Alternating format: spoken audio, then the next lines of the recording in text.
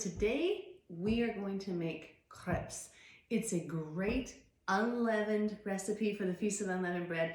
And since we're still in the middle of that festival, this recipe is a great one for you to use. So we're going to start with 10 ounces of milk. Now, to measure liquids by ounce is fairly easy because you can typically use the mark on the edge of your liquid measuring cup. But for our flour and some other items, and even for liquid, you can use the scale, which we'll use in a minute. But we're going to add, we want this all in a blender if you have it. If not, use a mixer. Then we want to add 1 ounce of butter, which is 2 tablespoons, 3 eggs, organic of course, as well as all the ingredients should be organic. I put the eggshells right in there till I'm done.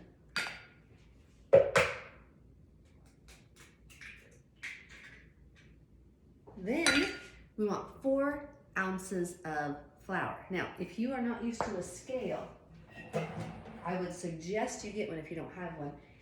You want to turn it on and it's going to zero out. Then you put your bowl on it and you push either the number 0 or tare, depending on which scale you have or how it works. Mine will actually work either way. I'm going to zero it out to 0. I am using ounces. You can use, kilograms, pounds, ounces on this one. So your scale may be different, but I highly advise getting a scale if you don't have one. And then I need 4 ounces of flour. And so I cook by ounces because every time you scoop a cup of flour out of the dish, it's going to weigh differently, even if it says 1 cup or it measures to 1 dry cup.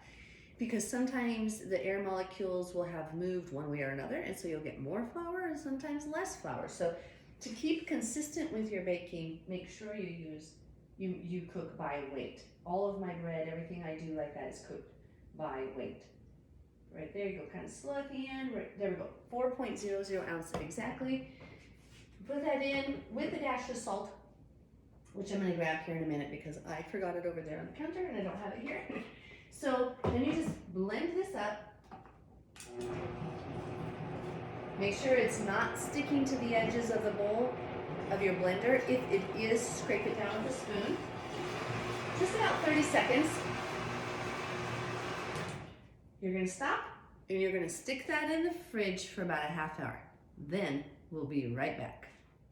Okay everyone, we are back. Now, the batter has rested about 30 minutes in the fridge, which just gives it time to set up a little bit and the gluten to develop and relax a bit and to hydrate. Now, what you want to do is start with I use cast iron pan, I don't use non-stick junk, but if you do, use whatever you want to do. But you heat it up, first of all, unoiled, over a medium-low heat. I use propane, so it cooks a lot hotter than other stoves, so I tend to go a little bit lower heat than what the recipe calls for. But this recipe, which is from, it's one that every chef, if you go to chef school, you get this book. I don't even remember what it's called. It's that giant one you get when you're in chef school. And it calls for medium-low heat. And I go a little bit lower than medium-low. Then crepes can be filled with fresh fruit or whatever you want, but since it's out of season right now and it's the COVID-19 virus situation, I have not been buying berries and fresh berries at the store, but I have bought some frozen ones that I actually had in the freezer from a while back. So what I'm going to do is I put about a half cup of water in a saucepan, and then I'm going to dump anywhere from 3 cups to 4 cups of fruit in with it. And I'm going to put a little bit of honey in there. We don't want to use refined sugars. You could do, about a cup or so of the refined sugar, the coconut sugar if you'd like, instead of just the regular cane sugar. But I advise to watch your sugars and use either honey or maple syrup. So we're going to put some fruit in here, and I'm just going to let that cook down. I don't measure much on these things. My bread is the only thing really I measure. When I cook, I don't measure. But when I bake, everything's precise. So you're going to let this just cook down to a boil, and I'm going to put some honey in it to sweeten it slightly and thicken it. The boys will also be wanting to use Cocoa Whip or organic whipping cream. So you take your pint of whipping cream, and I typically add in just a few tablespoons of powdered organic sugar. It gives it a little bit better body and consistency than regular granular sugar. So when you whip your whipping cream, it has a slightly sweetened taste, but not too much. However, I'm, for cheat's sake today, using Cocoa Whip, which is non-GMO verified. It is actually dairy-free for you who are dairy-free, and it's very addictive. It's very, very, very good. But it is non-GMO verified, so there's at least none of that crap in it.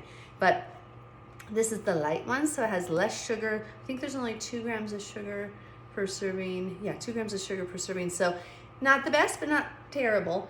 A tiny bit on top. And of course, I'll make the boys some scrambled eggs for their protein to go with it. But that being said, let's just squirt. I would say I'm going to use probably about a half cup of honey. And I'm going to let that boil and just cook down while I'm making these crepes. I also have my oven preheated to 190 because all my crepes are going to be baking, and I don't have 15 pans that I could be doing at a time. And since I'm making about 20 crepes today, it's going to be held in the oven on a sheet pan. So I use the commercial sheet pans just because that's what I have for my restaurant, but whatever sheet pan you have works. You can line this with parchment paper, but you don't need to. They shouldn't stick in such a low temp oven. Now, let's stick our hand over here, and you can feel it's warm. Now, you slightly oil it, but not much. And so you can use, usually you would use an organic, like safflower oil, grapeseed oil, whatever, but I am just going to use this non-GMO verified olive oil right now. I will, got this handy. I will go grab my little brush that I forgot. And you lightly brush it, okay? Lightly. And then you're gonna put an equivalent of approximately 3 tablespoons of batter in this pan. And you have to work carefully and really watch yourself because you want it to spread out very thin, very thin. And what you do is you swirl it around the pan. Hopefully you can see that. I swirled it to create an even layer. If you have too much extra, you dump it right back into your mixer. Then you just let it cook until it will form one continuous crepe. You can work the edges a little bit with a spatula to make sure. And you can feel it when it's starting to form like a pancake, but it's not quite a pancake. It doesn't cook up like a pancake. It's a crepe. It's okay, Americans are going to say crepes, but it's not crepe, people. It's crepe. And you want to be able to flip it without tearing it. Sometimes, to be honest, the first one is always a fail because you're getting still the temperature heated evenly in the pan. And if somebody has a trick to get over that, that's great. I typically count the first pancakes or the first crepes as who cares, they might go to the chickens because it might not work. But I'm just waiting for it to kind of brown on the edges. Let me see if I can get this camera in here a little bit closer so you can see what's happening there. See, it's starting to form up solid. I love cast iron because iron, it adds iron to your diet. It doesn't have the Teflon and the yucky chemicals, and it's naturally non-stick, so I absolutely love it. Absolutely love it. Okay, so it looks like we have a good skin forming on it. Oh yeah, it's looking beautiful. I'm going to slide my spatula under. If you have a crepe pan, you could just flip it, but I don't. See what I told you? My first one is always a fail. But that's okay, and that's perfect is the enemy of the good. You keep going. But I never, ever think that the first one's going to be right. I typically also use the first one as a test to see if my temperature is correct. And right now, even though it's lower than medium low, it's still a little hot. Propane burns hot. If you can get a propane stove, I would definitely suggest it. It's definitely way better than the other options out there. But I'm gonna have my pan ready here. And I'm just gonna cook this for about a minute more, approximately. And then this one, I will probably eat because my son will complain and wonder why it's ripped. And whatever, I just give my husband the best. So we're going to get this out of here. Yeah, it looks beautiful other than it was my first one of the day and it always fails. So I knew what to expect, knew it was going to expect. In fact, I'm going to do one thing here. I'm going to use, because I can tell that oil was a bit heavy also, which won't bother me too much, but I'm gonna use this spray avocado oil I have and just grease the pan slightly less than that did. So I'm sorry, I'm trying to open it here. I don't use a lot of spray oil, but I'm gonna lightly oil that. Now, this crepe, even though it's ugly, is going to go in the oven on hold. And I'm going to get the next one done.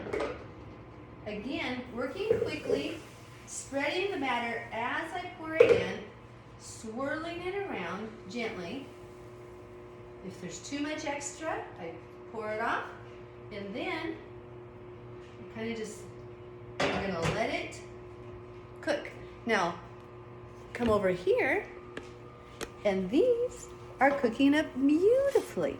They should reduce, since I didn't have too much water in there, and make a nice syrup for us to go inside of our crepes. And if it's too thin, you can put in some, you take water and potato starch or cornstarch, it's organic of course, and you put a mixture of like a cup, I usually use a half cup of water to like a tablespoon of starch and just slowly stir it in once it's boiling because it'll thicken up. But you don't want to put too much in or you will get a coagulated mess that I don't even know what it looks like. It's like a jellyfish blob. It's disgusting. But let me show you how this, hopefully this crepe will not be a failure. Yeah, it's starting to look really good. The one thing is you can't rush the flipping as well. And I may have done that on the first one, and sometimes I do. I tend to try to get myself busy with something else, like I'm gonna be making the eggs here in a minute, just because I'm not the most patient person. So if I'm hovering over the food, I want to mess with it.